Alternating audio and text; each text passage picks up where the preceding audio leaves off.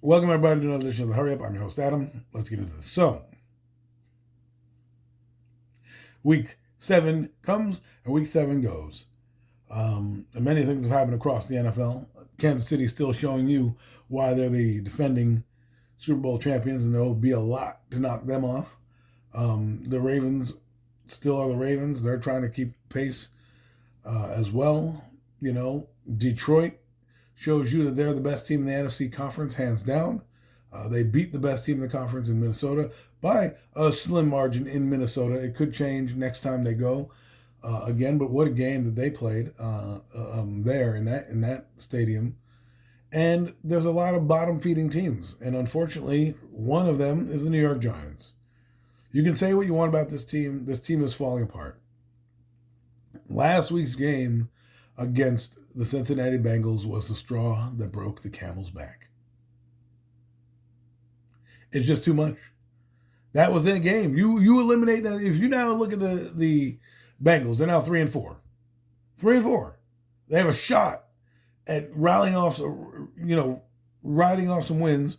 Right? They have the Eagles. They may or may not lose that game, and then they play the Raiders. So they could easily be 5-4 or 4-5 going into the backstretch of their season with a chance.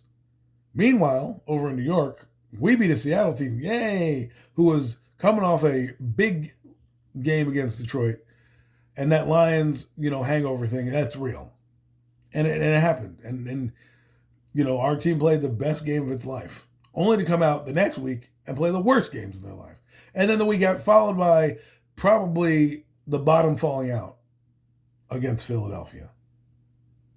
Never have I seen a team just basically look like that. And oh, by the way, all you Daniel Jones lovers out there, he was benched. And it's only a matter of time before he doesn't play another down.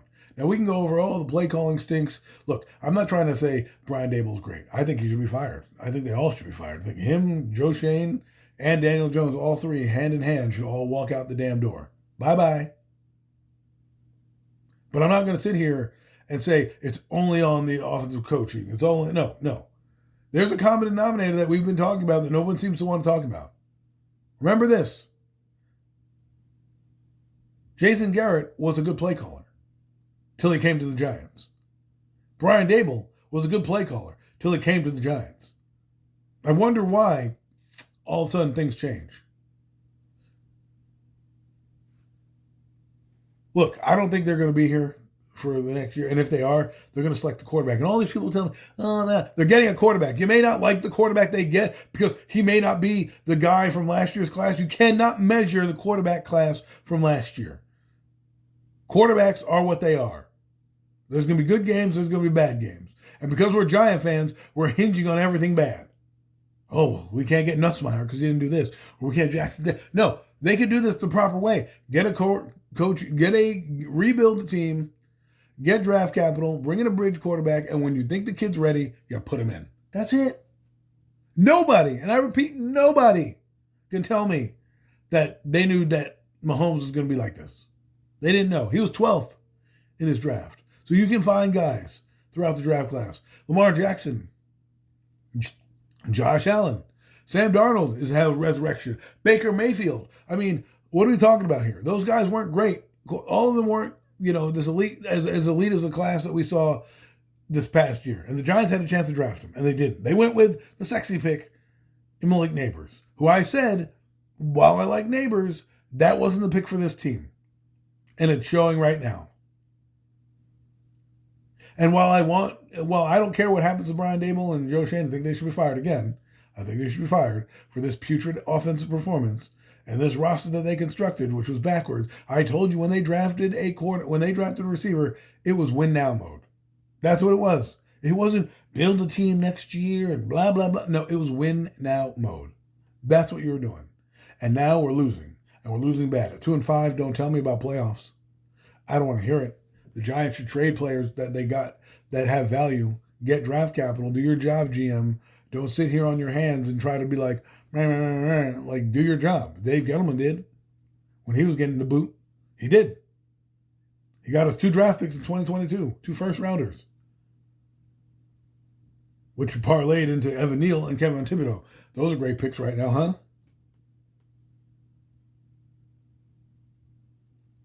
This is a sad day in Giant football. But Adam, why aren't you angry? I've been done being angry. Now it's time to move on. It's not that I want to be right about things. It's about things that I see and I tell you. This quarterback's not good. Oh, you're a hater. No, he's not good. And he's killed this franchise for the last half a decade. Well, you could say whatever. The Giants didn't do right by him. Guess what? They did right by him this year, and it still was failure, which is what I told you it would be. Just because you change the color of the paint doesn't mean the car is going to run any differently. And it's not. And we want to blame everything but the guy. Guess what? It's over. I don't care if the Giants win another game this season. And you shouldn't either. You shouldn't want moral victories. You shouldn't want blah, blah, blah. No, that's what got us into this mess in the first place. Take your medicine.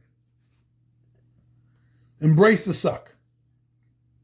Get to the top 2, top 3 in the draft. Have your selection of a quarterback. If you decide to trade out at that point, fine. But you better hope that you pull a fucking Chicago Bears, because if you don't, and you're ending up 9th, you're going to be giving up the farm anyways. And here we are. Back at square one. Season over before October, before Halloween. I hope people enjoy this. Our quarterback got benched with under 100 yards. The quarterback on the other side who played the game had 100 yards and a touchdown pass and 3 touchdowns rushing. And he got taken out of the game at the top of the fourth quarter. The running back pulled himself out after a 180-yard performance. We got guys on the back end of the defense quitting.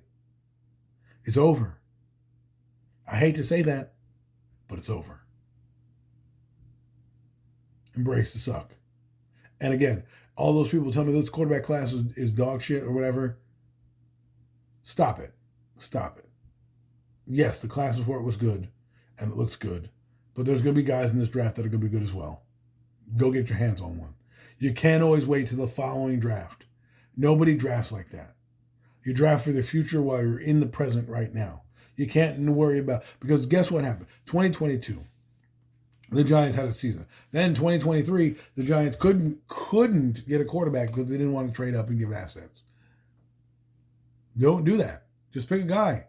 There's no need to say, hey, we need to ride with this guy for 5 years. You don't have to.